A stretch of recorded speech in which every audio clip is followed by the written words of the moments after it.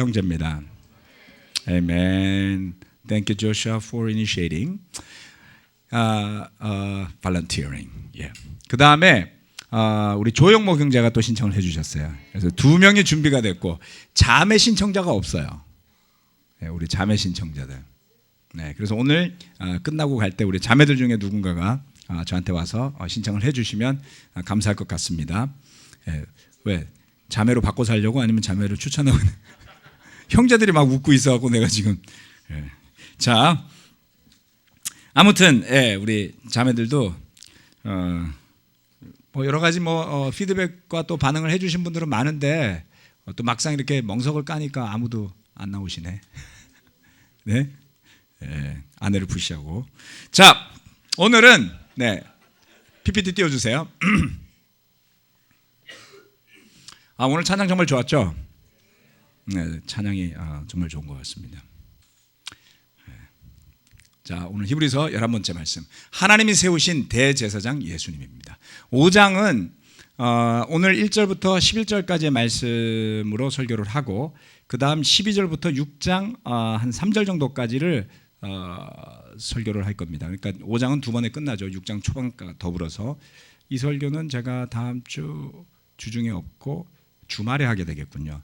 그리고 난 다음에 6장 중반 이후를 그 다음 주 주중 예배 때. 그래서 우리 3부에 계신 분들은 다음 주 주중 예배는 5장이 아닌 6장 중반부터 설교 말씀을 듣게 될 것 같습니다. 자, 그렇게 참고하시고 여러분들이 이제 예습을 하시거나 복습을 하시거나 한번 봐주시기를 바랍니다. 하나님이 세우신 대제사장 예수님, High Priest Jesus by the call of God. 그것이 오늘의 제목입니다. 자, 5장 1절부터 3절까지의 말씀인데요. 우리가 다 같이 한번 읽어보도록 하겠습니다. 시작. 각 대제사장은 사람들 가운데서 뽑혀서 하나님과 관계되는 일에 임명을 받습니다.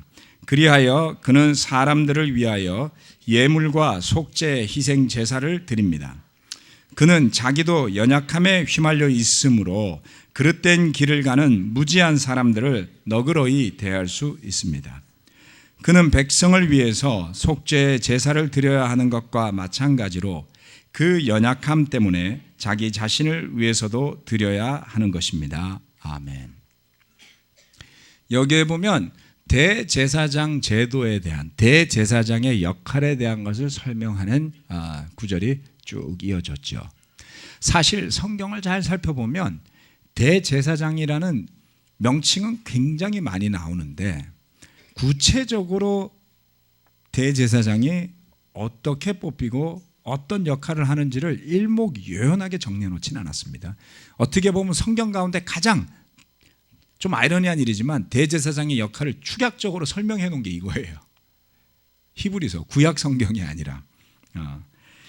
자, 그러면 그 대제사장에 대한 제도를 설명하면서 그리고 하나님이 세우신 최고의 대제사장 예수님을 또 설명할 것이다 라는 짐작을 여러분이 하실 수 있겠죠. 이 히브리서의 흐름은 구약과 신약을 자꾸 이렇게 병렬로 비교하는, 그러면서 예수님을 통한 복음이 훨씬 더 우월하다 이런 것을 강조하는 데 있다라고 말씀드렸죠. 그런 관점으로 보시면 도움이 됩니다. 자, 대제사장의 임명과 역할. 최초의 대제사장은 누구였을까요? 모세는 제사장이 아니었어요. 지도자였습니다. 멜기세덱 때는 율법이 없어서 제사장 제도가 없었죠. 그래서 환상적인 제사장으로 불리지만 멜기세덱은 대제사장이 아니었어요. 그 다음에 남은 후보가 틀려도 돼요, 그냥 이야기하세요, 이렇게 성경이 막상 대놓고 물어보면 어려운 거예요. 대답하기가. 그리고 목사도 아닌데 틀리면 어때? 목사도 틀리는데. 아론 정답. 가면서 정답 맞춘 사람한테 선물 줘야 되는 거 아니야? 지혜 기다려. 이러고서도 잊어먹으니까 내가 안 해주면은 나한테 이야기해줘. 선물. 자, 최초의 대제사장은 아론이에요. 아론. 그래서 아론으로부터 어떻게 대제사장이 세워지는지를 출애굽기 27장 21절 말씀에서 설명을 하고 있습니다. 사실 이 구절만을 읽으면 이게 대제사장을 임명하는 구절이라는 느낌은 안 와요. 자, 이렇게 쓰여 있죠. 아론과 그 아들들은 그것을 회막 안에 증거기 앞에 쳐놓은 휘장 밖에 켜두어서 저녁부터 아침까지 주 앞에서 꺼지지 않도록 보살펴야 한다. 이것은 이스라엘 자손이 대대로 길이 지켜야 할 규례이다. 자, 제사장들이 어떤 형태로 성소에서 섬겨야 하는지를 출애굽기 27장이 설명하는 데 마지막 구절이에요. 28장 1절 말씀. 너는 이스라엘 자손 가운데서 너의 형 아론과 그의 아들 나답과 아비와 엘라살과 이드마를 불러내서 나를 섬기는 제사장 일을 맡겨라, 이렇게 말씀하셨죠. 그래서 제사장이 아론과 그의 아들들이 되었잖아요. 그래서 대제사장은 누구겠어요? 자동으로 아론인 거예요. 그렇죠? 그리고 아론의 뒤를 이어서 대제사장의 역할을 하게 될 사람이 원래는 누구였을까요? 아들 나답이었죠. 이게 이름 순서가 형제 순서예요. 근데 나답과 아비후는 불법적인 제사를 드리다가 향을 피우다가 벼락 맞아 죽었어요. 불에 타 죽었어요. 그러면은 누구에게로 승계가 되겠습니까? 엘르아살로 넘어가게 되죠. 그렇죠? 그래서 여호수아가 가나안 땅을 정복하러 갈 때에 그의 곁에 서서 같이 갔던 제사장 중에 탑은 엘르아살이었습니다. 그래서 여호수아와 엘르아살은 모세와 아론을 뒤잇는 신세대 지도자로서 여호수아기에 기능하게 되고, 신명기의 마지막 부분에 가면 그와 같은 엘르아살에 대한 내용들이 나옵니다. 이런 것을 참고하시고 구약을 보시면 조금 더 재밌다는 것이죠. 자, 그래서 대제사장은 아론으로부터 시작이 되었고 장자 승계 과정으로 쭉 이어져 나가게 됩니다. 자, 그렇다면 신약 시대에 나오는 대제사장은 과연 아론의 아들 장자 계승을 한 사람들이었을까요? 그건 약간 갸우뚱해지죠, 그렇죠? 신약 시대에 와서 대제사장직은 요즘에 그 중동 지역의 나라들을 보면 종교 지도자 파워가 강하죠. 이란이라든가 종교 지도자의 그 말이 굉장히 강한 국민의 영향력을 행사하듯이, 설사 헤롯이라는 정치 제도의 왕이 있었다 할지라도 로마가 들어와서 식민지로서 점령을 행사하는 점령군이었다 할지라도 대제사장의 역할은 매우 중요했던 겁니다. 그런데 헤롯 왕 시절에 대제사장을 8명이나 갈아치웠다는 것이죠. 정치적인 목적으로. 원래 대제사장은 종신직이었어요. 그래서 아론이 죽은 다음에야 엘르아살이 그 역할을 계승하는 그러한 형태였는데, 그러지 않다 보니 예수님 시대에 와서는 정치적인 상징적인 역할이 되고, 그래서 신약 성경에는 대제사장들이라는 표현이 나와요. 원래 대제사장은 들이 있을 수가 없죠. 예. 전임이 죽어야지 후임이 올라오는 거니까. 근데 그 시대는 정치적으로 갈아치웠기 때문에 대제사장들과 율법학자들이라는 표현이 신약 성경에 나오는 겁니다. 참고하십시오. 자, 그래서 그 역할은 무엇이었느냐? 그들의 역할은 성소 감독, 성전을 관리 감독하는 역할과 봉사, 회계 주관, 이런 일들도 했습니다. 대제사장이 그런 거래? 그렇게 했죠. 그래서 구약에 보면 성전을 청소하고 돈을 모금하고 그랬을 때 그런 것을 관리하는 사람이 대제사장이었어요. 기록으로 나오는 겁니다. 그리고 우림과 둠밈으로 하나님의 뜻을 묻는 일을 하며, 또 가장 중요한 역할 중에 하나는 속죄일이라고 부르는 날에 이스라엘 백성들 전체와 자기 자신과 가족을 위한 속죄제를 드리는 것이었습니다. 그것을 히브리어로 욤키푸르라고 부르는 날인데요. 새해 첫 달, 우리나라로 치면 달력의 1월 10일 날 이 속죄제를 드리게 되어 있습니다. 대속죄일이라고 해서 아주 큰 축제 겸 축제일들의 연장선상에 있는 그런 날이었답니다. 그건 나중에 한 번 더 설명을 드리겠습니다. 자, 그래서 그와 같은 제사장이 하나님으로부터 임명되어지고, 그리고 지속적으로 그 아론의 장자 승계에 의해서 대제사장직을 이어져 가게 되지만, 결국 그렇다면 대제사장은 누가 임명한 것이냐? 하나님이 임명한 것이죠. 그렇죠? 그래서 사람들이 투표로 뽑지 않았어요. 무조건 그렇게 가게 돼 있었던 거예요.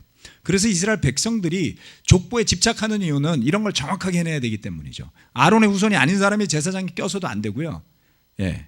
아론의 장자 승계자가 아닌 사람이 대제사장을 해서도 안 되는 거죠. 그렇죠?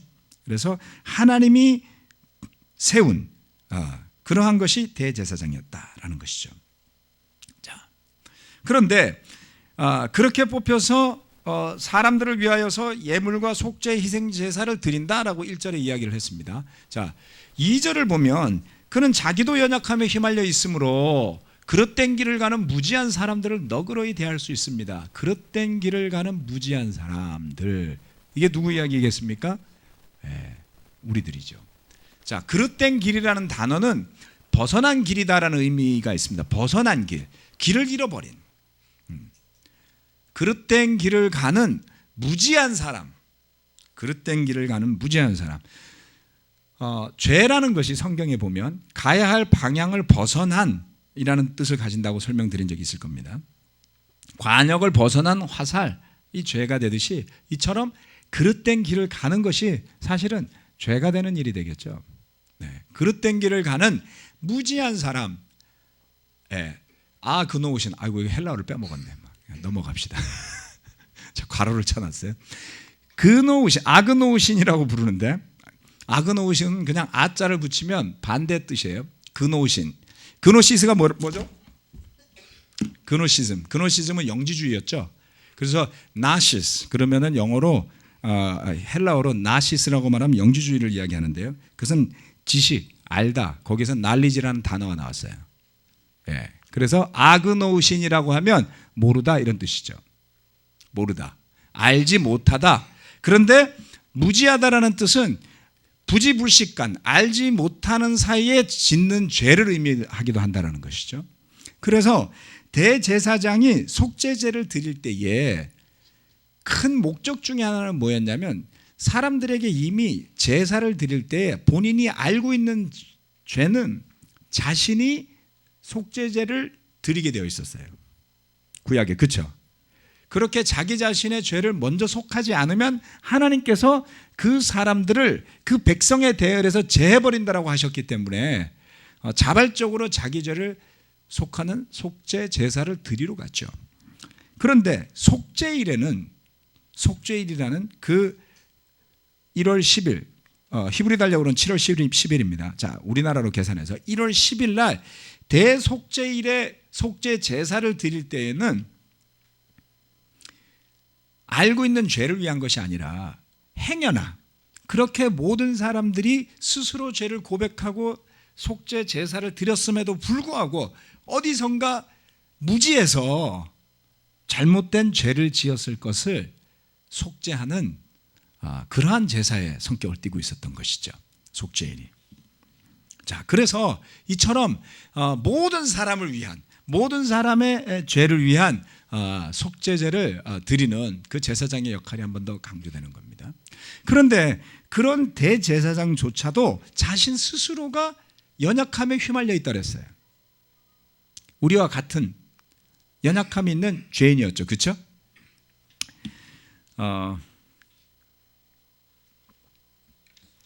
잠깐 슬로우 나는 김에 한 가지 좀 더 말씀을 드리겠습니다. 여러분, 제사장 역할에 관심 있으세요? 없으세요? 관심 없죠?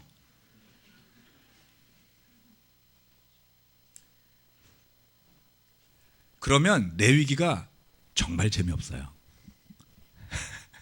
레위기는 제사를 드리기 위해서 율법을 알아야만 하는 사람들, 내지는 율법을 지키지 못하면 큰일 날 문제가 되는 사람들을 위해 쓰여진 건데, 여러분들 율법하고 무관하다고 생각하니까 레위기가 제일 재미없죠.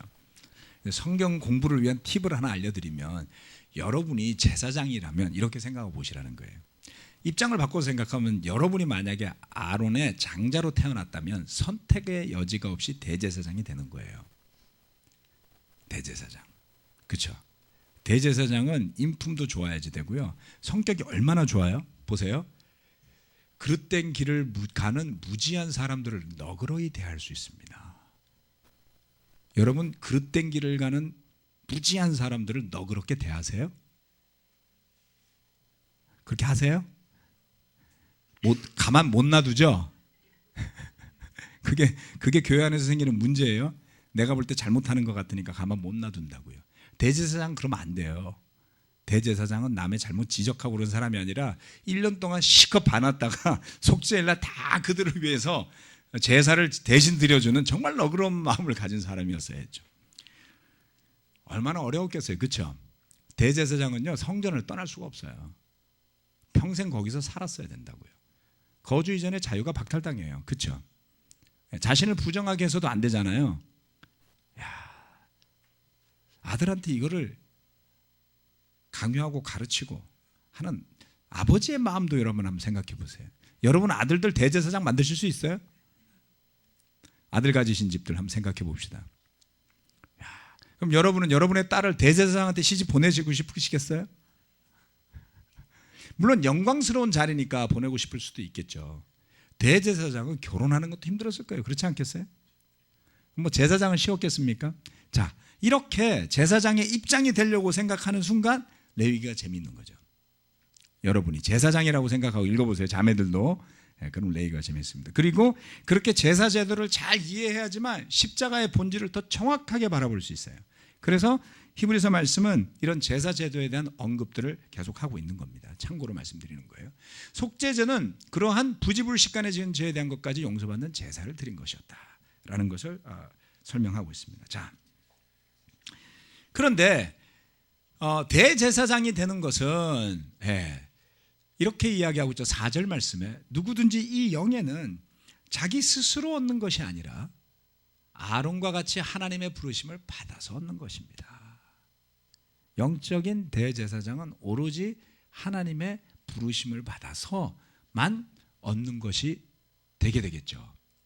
그래서 이와 같이 그리스도께서도 자기 자신을 높여서 잘 보여서 대제사장이 된 것이 아니라, 그런 것이 아니라 하나님께서 이렇게 말씀을 하셨더라. 너는 내 아들이다. 오늘 내가 너를 낳았다 하고 말씀하신 분이 그렇게 하신 것입니다. 자, 하나님께서 아들 되신 그리스도 예수를 모든 사람을 위한 대제사장으로 세우셨더라는 것을 강조하는 겁니다. 그런데 여기에 보면 너는 내 아들이, 여러분 성경책 가지고 계시죠? 세번역 성경 한번 펼쳐주세요. 펼쳐주실래요? 옛날에는 딱 성경 펼치면 성경 쫙 넘어가는 소리가 들리는데 이건 안 들려요. 요새는 클릭하는 소리가 들려요. 제가 이번 주에 어느 교회를 방문했더니 그 교회는 성경 넘어가는 소리가 들리더라고요. 슥슥슥슥. 우리 교회가 너무 신세대가 된 것 같아요. 자, 여러분 펼쳐보세요. 히브리서 5장 이제 한번 펼쳐보겠습니다. 스마트폰으로 보셔도 돼요. 거기에도 다 똑같이 나와 있습니다. 안 나와 있는 분들은 프로그램을 바꾸세요. 좋은 게 아니니까. 자, 여기에 보면 너는 내 아들이다라는 곳에 기역자 표시가 딱 돼 있어요. 여기도 돼 있죠? 그렇죠? 그렇게 기역자 표시를 해놓고 그거를 뭐라 그랬냐면 시편 2장 7절 70인역이라고 해놨어요. 그렇죠? 예, 이 말은 뭐냐면 원래 성경은 70인역을 기본으로 한 게 아닌데 이 히브리서 말씀에서만큼은 70인역을 인용한 것을 썼더라, 이런 뜻이에요. 성경은 70인역을 번역한 게 아닙니다. 마소라 사본이라는 것을 바탕으로 번역되어진 거다라는 설명을 한번 드린 적이 있습니다. 자, 그래서 시편 2편 7절 말씀으로 넘어가게 되더라는 것이죠. 예. 자, 아론도 예수님도 하나님의 부르심을 받아 대제사장이 된 것은 같으나 본질상 차이가 있더라. 본질상 차이가 있어요. 어떤 차이냐? 태생의 차이라고 부르는 것이죠. 예, 진정한 금수저 예수님. 자, 시편, 하나님의 아들이니까 진정한 금수저 아니겠어요? 자, 시편 2장 7절. 자, 한번 읽어보겠습니다. 이거를 한번 같이 볼까요? 시작. 나 이제 주님께서 내리신 칙령을 선포한다. 주님께서 나에게 이르시기를 너는 내 아들, 내가 오늘 너를 낳았다. 이 시편은 누가 썼냐면 다윗이 썼어요. 그런데 이 시편 2장은 다윗이 왕권을 표현하는, 왕으로서 어떤 그 칙령을 발표하는 그러한 분위기로 썼죠. 근데 그 구절 중에 2장 7절 말씀은 아들이라는 내용을 포함하고 있죠. 이것은 사무엘하 7장으로 넘어가시면 다윗에게 하나님께서 예언자를 통해서 예언을 해주세요. 너의 후손 가운데 메시아에 대한 예언이 적혀 있습니다. 사무엘하 7장을 여러분이 나중에 살펴보시면 이 내용이 나와요. 그리고 그의 후손의 왕권이 영원히 이어질 것을 예언한 구절을 다윗이 인용해서 시편을 지은 거예요. 그런데 물리적인 다윗의 왕권이 영원히 이어졌습니까? 끊어졌지요. 그렇죠? 그래서 헤롯 왕은 다윗의 후손이 아니에요. 예. 마카비우스 시대에 그 이스라엘을 다스렸던 마카비우스도 다윗의 후손이 아니에요. 다윗의 후손은 바빌론으로 끌려가면서 마지막에 왕권이 소멸하면서 다 끝났습니다. 그러면 이 말씀은 무엇을 이야기한 걸까요? 하나님의 나라가 다윗의 후손의 가운데 누군가를 통해 영원히 이어질 왕권이 나올 것임을 이야기했죠. 그래서 우리가 교회를 하나님의 나라, 흔히 예전에 Kingdom of God이라고 불렀던 거예요.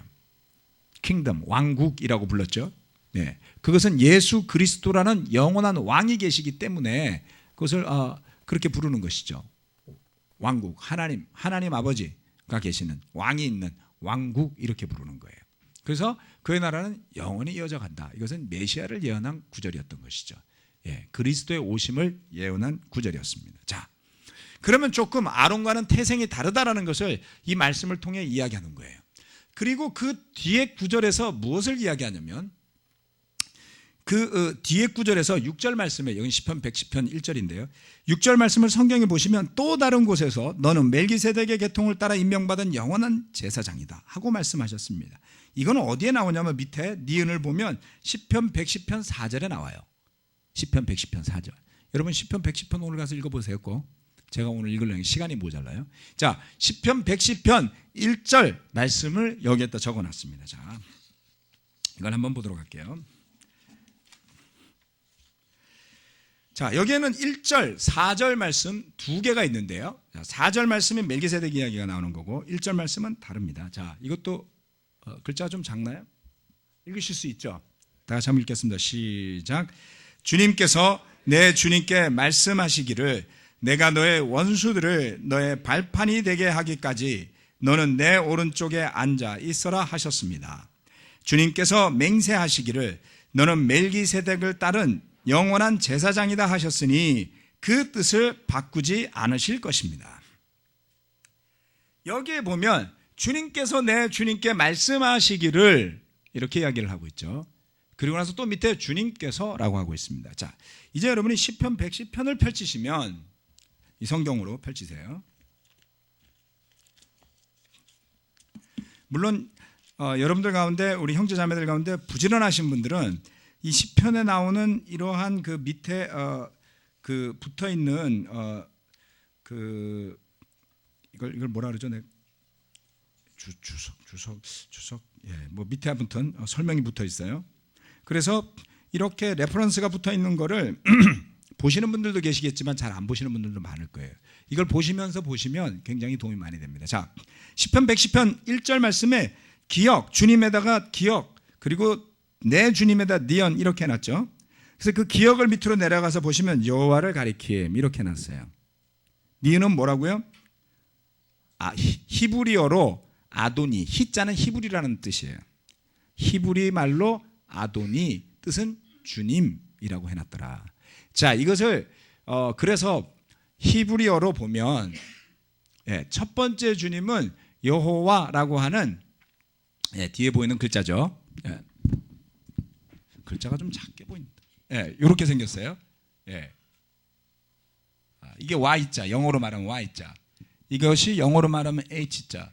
요거는 W자, H, Y, H, W, H. 이거를 어떤 사람은 야훼라고 읽고 거기에다가 모음을 붙여서 여호와라고 읽기도 해요. 그래서 영어로는 제호바라고 하죠.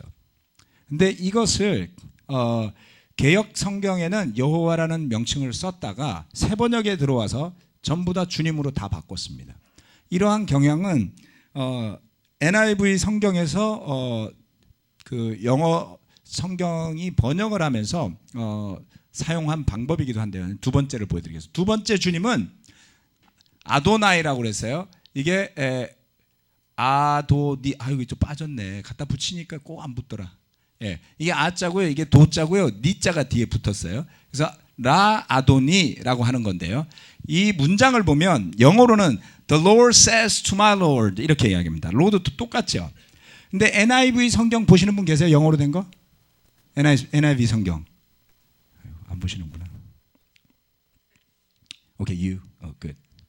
그래서 NIV 성경을 보면 그 영어 성경 맨 앞에 이거를 어떻게 번역했는지를 가이드하는 페이지가 거의 한 10장 정도 있어요. 대부분 그런 거 잘 안 읽으시죠. 그거를 차분히 읽어보시면 이 과정을 다 설명을 해놨습니다. 왜 이거를 대문자 LORD로 썼는지, 그리고 이거는 왜 첫 글자는 대문자고 뒤는 소문자인지를 써놨어요. 이거를 표기를 하기를 어그리먼트를 만드는 거예요. 뭐라고 만들었냐면 대문자 LORD는 여호와라는 것에 YHWH자를 대변한다. 이렇게 돼 있어요. 그래서 여러분이 영어 성경을 읽다가 대문자 Lord 이게 나오면 YHWH 여호와라는 단어다 이렇게 보시면 돼요. 그 다음에 소문자로 나오는 것은 아도나이, 이것은 히브리어로 주님이란 뜻이에요. 주님. 우리나라도 종이 주인한테 주인님 이러잖아요. 그렇죠? 그래서 여러분 그 영화 보면 반지의 제왕인이 뭐 중세 유럽의 이야기 보면 my lord 이렇게 이야기하잖아요. 예. my lady 그러면 여자에 대한 존칭이고 남자에 대해서는 my lord 이렇게 부르죠. 무슨 경 그럴 때도 로드자가 붙이고 이게 주님이란 뜻이에요. 이게 로드입니다. 그래서 이것이 말하자면 여호와고 이게 아돈이에요. 자, 그래서 히브리어로 보면 이렇게 쓰여 있죠. 예. 이것이 조금 전에 봤던 시편 110편 1절 말씀에 히브리어로 쓰인 거예요. 여기에서 이게 여호와라는 단어고 이게 주님이라는 아돈이라는 단어입니다. 이 두 가지를 제가 빨간색으로 하이라이트를 해놨죠. 자, 그러면 도대체 주님께서 내 주님께 말씀하시기를, 여호와께서 나의 아도나이에게 말씀하시기를, 이게 뭔 소리지? 이해가 안 갔어요, 유대인들이. 이것을 예수님이 해석을 해주셨습니다. 자, 예수님이 인용하신 부분인데요. 마태복음 22장 41절에 46절. 여러분 마태복음 펴주세요. 이거 너무 많아가지고 제가 카피를 안 해놨습니다. 마태복음 22장 41절부터 46절.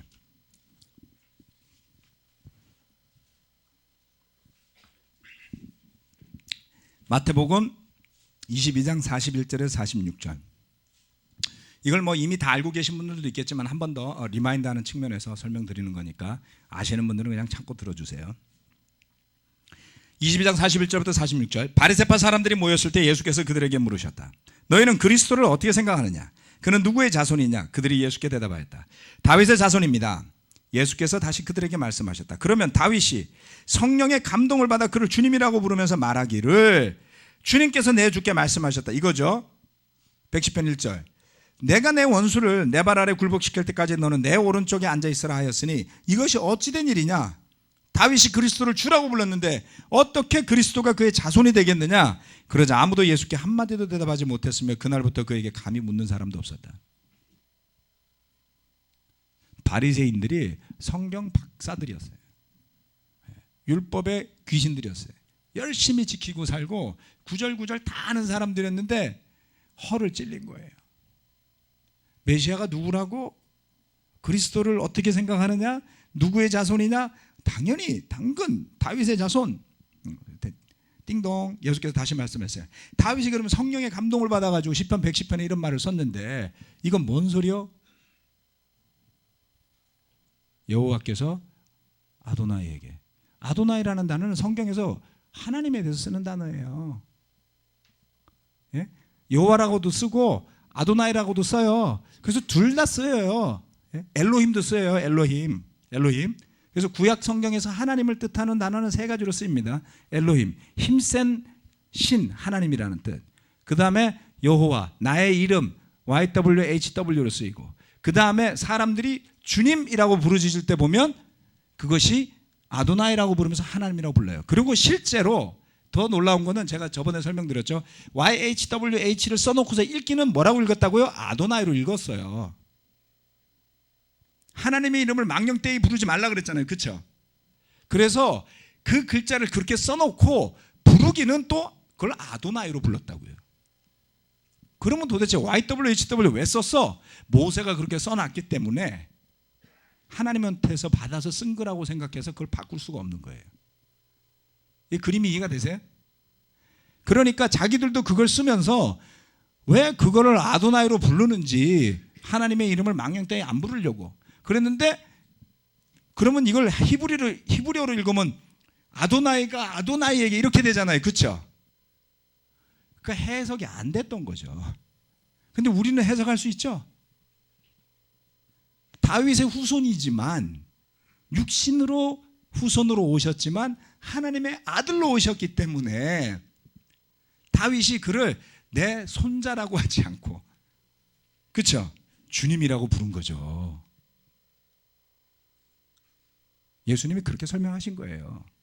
그래서 바리새인들이 해석이 안 돼서 두 번 다시 예수님한테 성경을 가지고 질문하거나 따지지 못한 겁니다. 자, 하나님께서 아들로 삼으신 그 하나님과 동등하신 그리스도의 대제사장직은 아론에 비해서는 근본적으로 다른, 비교할 수 없는 어마어마한 그러한 것이었다라는 것을 여기서 강조하는 것이죠. 자, 차원이 다른 대제사장 그리스도였습니다. 그런데 그런 대제사장께서는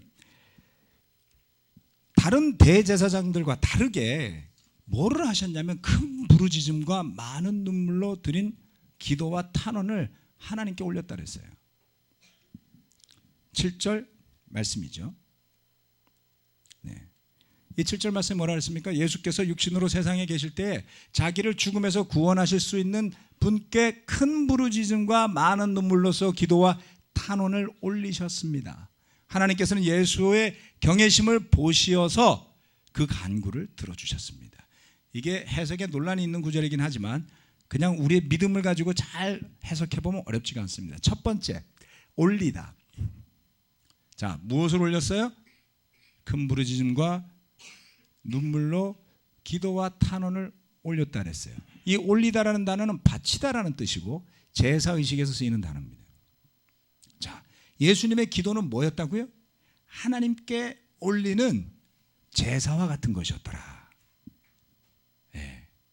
부르짖음으로, 눈물로. 주님께서 올리신 기도와 탄원의 의미는 바로 그러한 제사였던 것이죠. 백성의 속죄와 구원을 위한 제사였던 것입니다.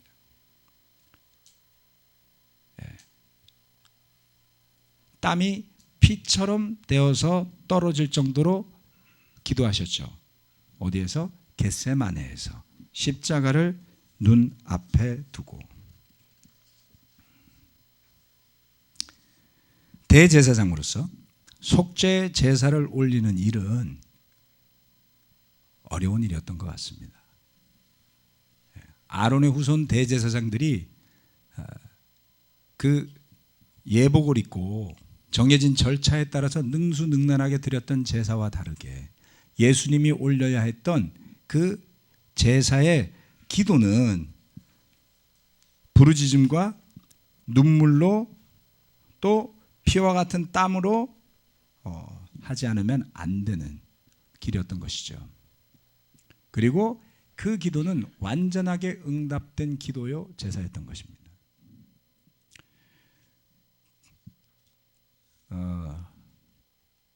그래서 고난을 당하심으로 순종을 배우셨다, 이렇게 기록되고 있죠. 그는 아드님이시지만 고난을 당하심으로써 순종을 배우셨습니다. 예수님이 순종을 안 하셨던 분이라서 이렇게 쓴 뜻이 아닙니다. 이것은 십자가의 고난을 의미하는 것입니다.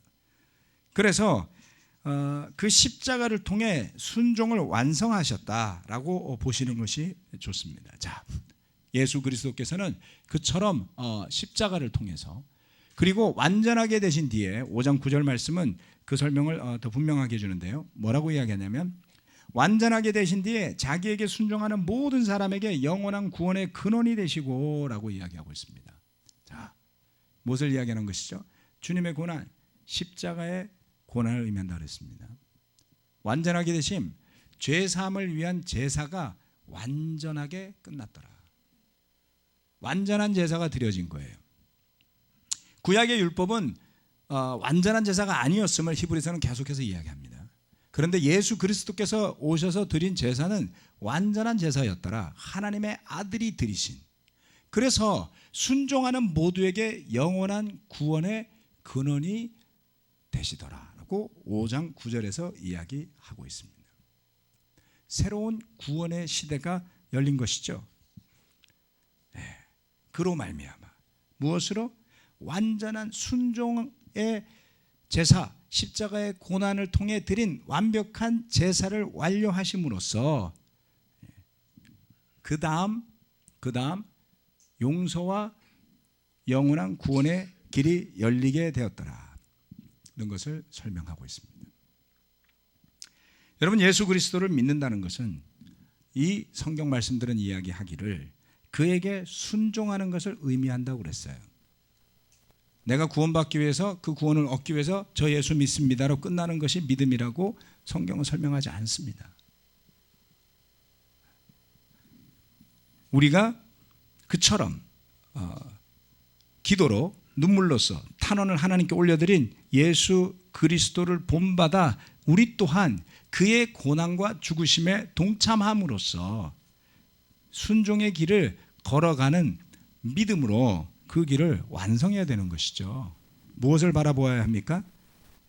바로 이 십자가를 바라보면서 그가 걸어간 길을 우리도 걸어간다는 것을 의미하는 것이 바로 예수 그리스도를 믿는다는 고백인 것입니다.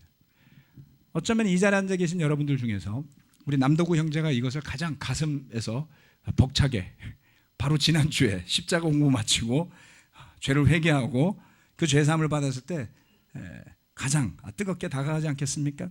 또 우리 가운데 누군가가 성경 공부를 하고 있다면 그처럼 위대한 하나님의 아들이신 그리스도 예수께서 부르짖음과 눈물로써 제사를 드린 것처럼 큰 희생을 하셨을 때 우리 또한 새로운 영원한 생명을 얻는 길을, 그 십자가를 바라보면서 가야 할 것이다 하는 것이죠. 그 예수님의 걸어가신 흔적을 찾기 위해서 얼마나 고민하고 애를 쓴다 할지라도 그만큼은 되지 않겠죠. 그래서 우리의 노력은 중요하지만 궁극적인 것은 아니다라고 성경은 이야기하는 것입니다. 그것이 바로 하나님의 은혜라고 이야기하는 것이죠. 이러한 것을 잘 기억하시는 하나님이 세우신 대제사장 예수님을 바라보면서 우리 또한 우리 믿음 안에 순종의 길을 만들어 가시는 여러분 되시길 바라겠습니다. 말씀 마치겠습니다.